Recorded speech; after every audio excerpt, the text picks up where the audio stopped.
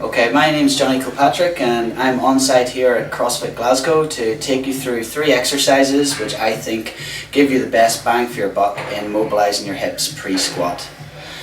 We're going to work on 3 muscle groups with a release ball.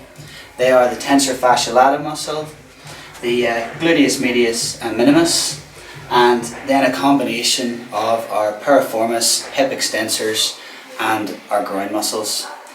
Releasing these muscles will actually result in us being able to get our knees out further over our foot when we hit depth in our squats, and it will mobilise us in terms of depth as well.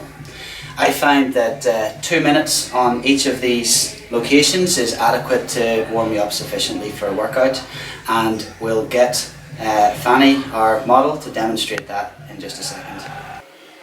So for finding the tensor fasciae latae muscle, this muscle is just located above the hip bone and slightly to the front.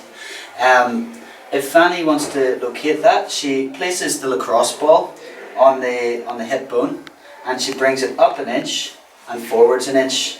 Now that should be over a ridge of muscle, which is the tensor fasciae latae muscle.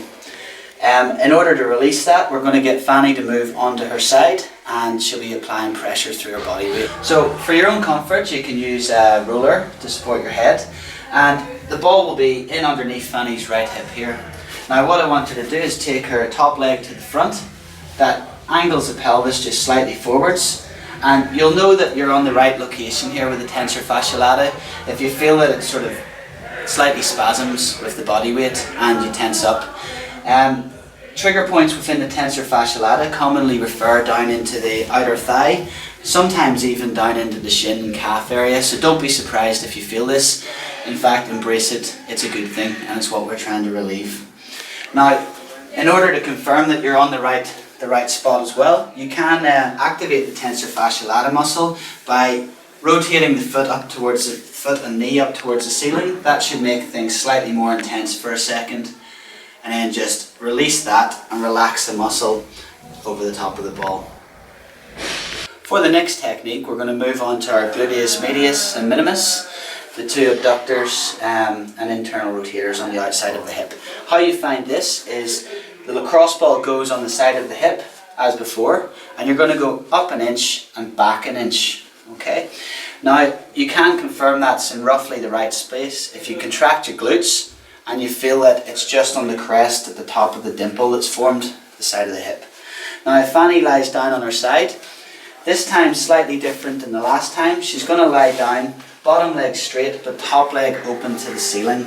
Same thing, the roller supports your head, and if you just take your leg behind you there, Fanny, and the knee stays up towards the ceiling.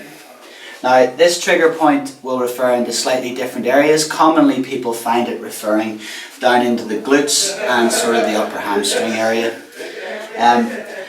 Now for the 2 minutes of release, what I want Fanny to do is find which point in range this squat is limited by these muscles. So she's going to track her knee along the ground until she finds an area in that range where it really intensifies things there. Once she's found that, she can move the knee back and forth over the top of it, sort of like a tack and stretch technique, or she can hover on that, keeping the knee down, and use her top leg to just sort of oscillate back and forth on that. Again, like the tensor fasciae latae, this is 2 minutes of release. For the last exercise, we're going to do more of a static stretch than a trigger point release. This is going to involve the upper hamstrings, the groin and the glutes. Now I'm going to ask Fanny to lunge forward with her right foot and take the left knee to the floor. Now I want her to plant a lot of weight through that right foot and come forward with the body, putting the right elbow on the inside of the knee, hand on the foot, so that you can see that she's forcing her knee out wider than her foot, and from there I want her just to straighten up. She can take her hand off her foot at this stage, chest up to the ceiling, and she's dropping the bottom towards the floor. In this stretch she should feel it into the upper hammies and groin and glutes. This is a 2 minute stretch, and just constantly try and creep deeper into the stretch. Imagine you're at the lowest point of a squat on that right side and try and keep the spine symmetrical.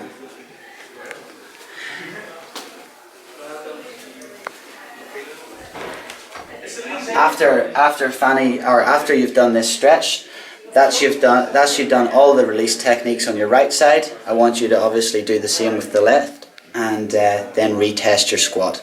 What people will commonly find is that their hips feel a lot looser, like someone's applied some oil to them, and the squat should be much freer. I think these 3 exercises give you the best bang for your buck in improving your squat pre-WOD. As with all of these release techniques, it's about 2 minutes, like I said earlier, and what you can do is use your top leg to just move you back and forth on it, massaging the ball into the muscle. It is fairly intense, but try and stick with it, you'll reap the rewards.